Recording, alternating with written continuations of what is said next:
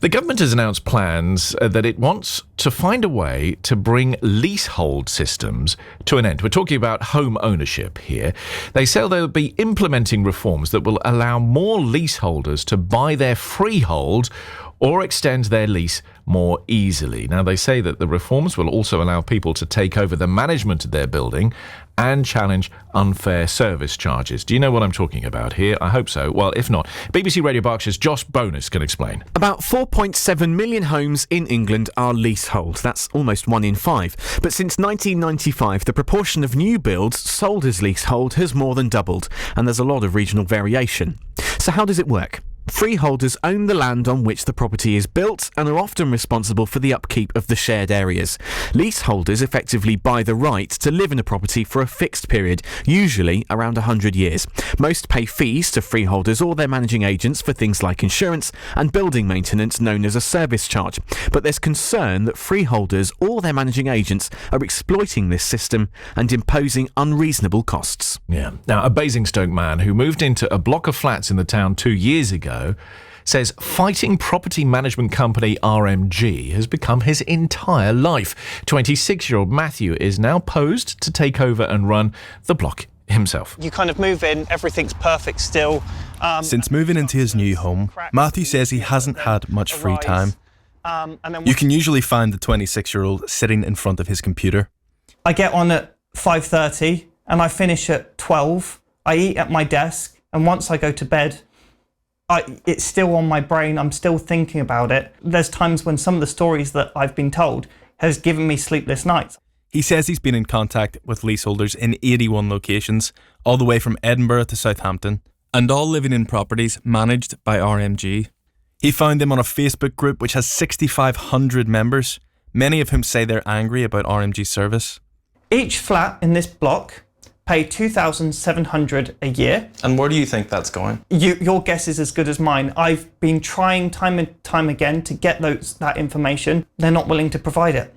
RMG's websites say they provide management services for over 115,000 households in the UK. And Matthew says he's been in touch with 180 of them.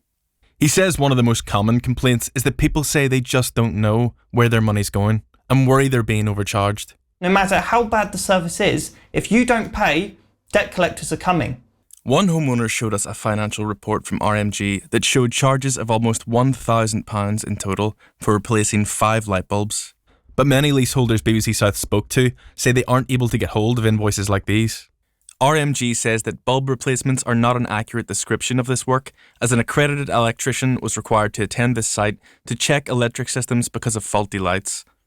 RMG also say that while they do not routinely provide invoices, they would provide them to any resident upon request. Matthew took me on a tour of the building to show me the issues he claims are due to RMG's neglect. You can just see a tree growing into that guttering. What effect is that having on... So because of that, all those pipes are filling with water. This has caused quite a lot of damage to this property with the amount of water that's been building in the soakaways. RMG say that they attribute the building defects and associated issues to the freeholder and say they have resigned from managing the block as the dispute between the freeholder and the landlord has impacted their ability to manage the building. The flats here are leasehold, subject to what some MPs have described as outdated, feudal laws around homeownership in the UK. When you own a leasehold flat, you don't just pay your mortgage, you also have to pay property managers, in this case RMG, to maintain the shared areas. Is this the sort of leaking that you were talking about from the bush outside the dam? Yes. So we've informed RMG multiple times of this major issue, which is an absolute eyesore. It is now causing mould up here, and it's also mould in flat 11 as well. So where are we looking? So you can just see it just up here. Yeah, so this is all being caused from the balcony above. RMG have been informed about this multiple times. 2 years on from moving into Fieldways in Basingstoke, Matthew says he and his neighbours will soon take over the management of the building from RMG.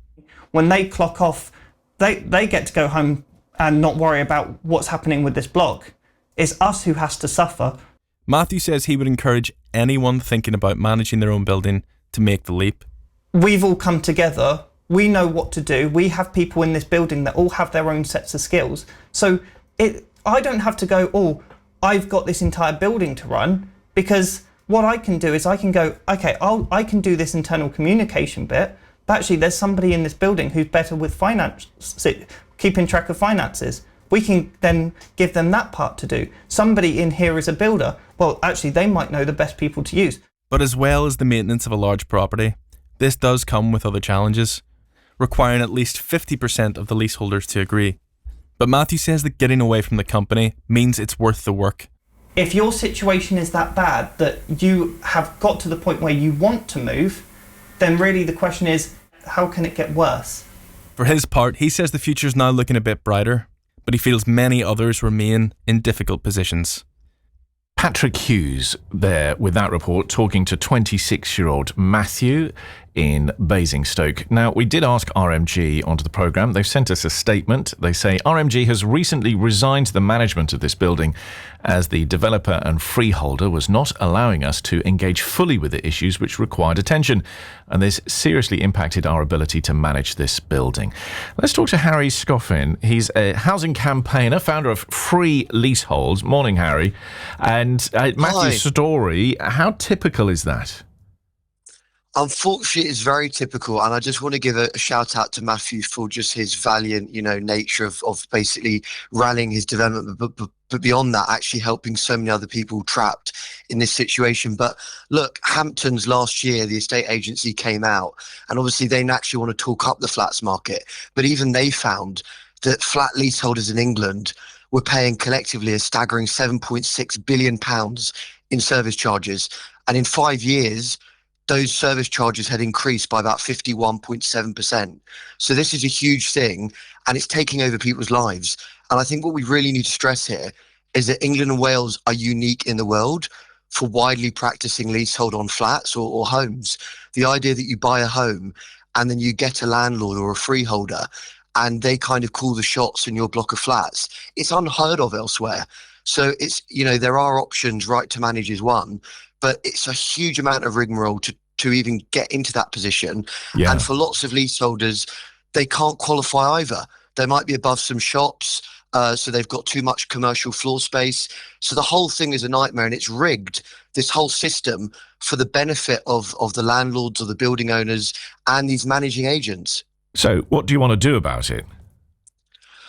Well, ultimately, we want leasehold abolished, but successive governments have promised that and never delivered it because there are very, very powerful, deep-pocketed vested interests that make so much money from it. But the government came out of a statement yesterday. Yes, there are more delays, but at least we've got timescales. So obviously, right to manage is a good interim sort of first step on the way to freedom because you're not buying out the freeholder, but you get some level of control. So that's definitely worth having. But there's obviously the ultimate is common hold. And common hold means that when you buy your flat, you own it on a freehold basis, and then you own a share in the common parts. And it's similar to Matthew's arrangement, but it's better because it's outright ownership. There are no leases. And yes, you do appoint a managing agent. And don't get me wrong, you have to take responsibility for the biggest purchase of your life, but you're in the driving seat. And you're a little bit like Alan Sugar on The Apprentice. If someone's ripping you off, you can say you're fired. Yeah. And that is how it works in Scotland and the rest of the world. So we should have a situation where no new blocks of flats should be under this kind of process, really, shouldn't we? 100%. And that is the government policy. But I think for the over 5 million existing households trapped in leasehold, we need to make sure that there are pathways to common hold. The government are now saying that they're going to be consulting on that, which is good news, but also making things like right to manage much, much easier. So in your package, there was a mention of the 50% threshold. We were fighting the last government on this because, yes, even with 12 units, it can be difficult to get 50%. All it takes is a few buy-to-let landlords, or they may be based overseas. And for some of these guys, as long as they get their rental yield, they're okay. Yeah. But for the ones that actually live in the developments where you've got leaks, lifts that are never fixed, all the rest of it, they need to remove the managing agent. And it's like a monopoly. It almost feels like a cartel. Yeah. That has to change. Harry, thank you very much for coming on. We're out of time, I'm afraid. Harry Scoffin there, housing campaigner and founder of Free Leaseholds. It's a real pickle, this story, isn't it? You can read lots about this online at the moment, bbc.co.uk/news, or have a look on the BBC News app. Mercer at breakfast. BBC Radio Berkshire.